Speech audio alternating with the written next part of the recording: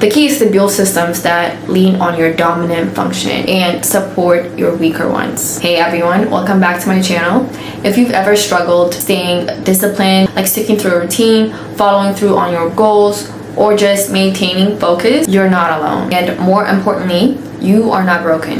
Today we're diving into how your MBTI personality type might be the reason why traditional approaches to discipline have not worked for you, and how you can finally build systems that actually stick. So the MBTI is one of the most popular personality frameworks in the world, but it's often misunderstood. It's not simply about being introverted or extroverted. The real magic is in something called cognitive functions. Basically, the mental tools you use to process and take in the world.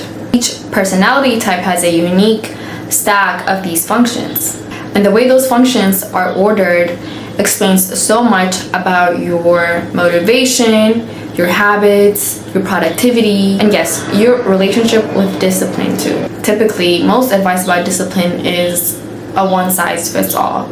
Wake up at 5 a.m., stick to a strict to-do list, hustle harder. But for most of us, that is not sustainable. And that's because discipline is not just about forcing habits, it's about working with your mental wiring. For example, if you are the perceiving type, your brain thrives on spontaneity and adaptability. But if you're a judging type, you would love structure and routine. That is why a hyper-rigid plan might work great for somebody, but it could be a total motivation crusher for somebody else. Knowing your MBTI type gives you a personalized starting point to understand your blocks and design discipline systems that support your strength and not fight them.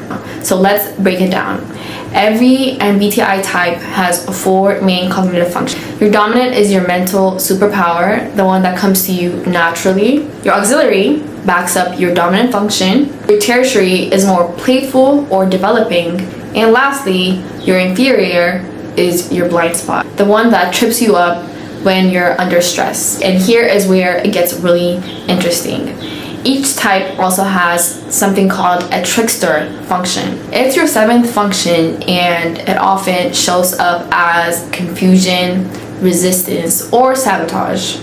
Let us use ENFPs as an example. Our dominant function is extroverted intuition. We thrive on ideas and exploring new possibilities. Our inferior function, on the other side, is introverted sensing, and that deals with consistency, repetition, and memory. So typically when I force myself into rigid schedules and repetitive routines, I get burnout or I feel trapped. So how do we fix this? The first step is, of course, start by identifying your MBTI type. There are several online tests that you could take.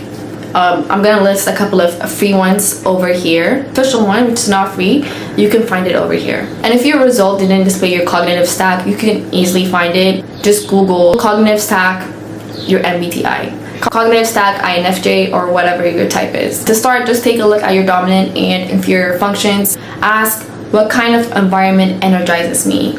What feels like resistance? The key is to build systems that lean on your dominant function and support your weaker ones. At the end of the day, discipline doesn't have to feel like a form of punishment. When your structure matches your psychology, discipline becomes a form of self-respect, and you feel more aligned. So if you've been trying to just push harder or mimic somebody else's routine, pause.